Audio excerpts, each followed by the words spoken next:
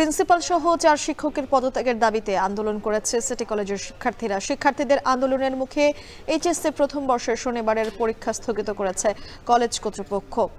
City কলেজের HSC 26 ব্যাচের শিক্ষার্থীরা জানায়, প্রিন্সিপালের স্বেচ্ছাচারিতার কারণে ইতোমধ্যেই শিক্ষা জীবনে দৌড়ে পিছিয়ে পড়েছে সিটি কলেজের শিক্ষার্থীরা। হুটহাট করে পরীক্ষা বন্ধ করায় ক্ষুব্ধ তারা।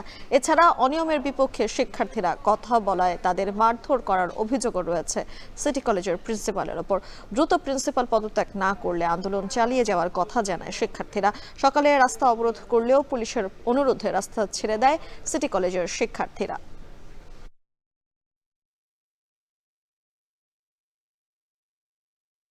এই নিয়ামুল সিন্ডিকেটে আমরা পদত্যাগ চাচ্ছি। প্রথম কথা হচ্ছে একটা সিঙ্গেল স্টুডেন্ট, এত বড় একটা সুনামধন্য কলেজে একটা সিঙ্গেল স্টুডেন্ট ওনাকে চাচ্ছে না। প্রিন্সিপালের পদত্যাগ এটা তো আমরা আজকে থেকে চাচ্ছি না, আমরা গত বছর নভেম্বর থেকেই চাচ্ছি।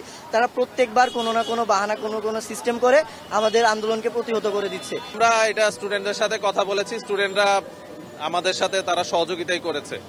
তারা রাস্তা আটকায় নেই, খুব অল্প সময়ের জন্য একটা ডাইভারশনের মতো দেওয়া ছিল।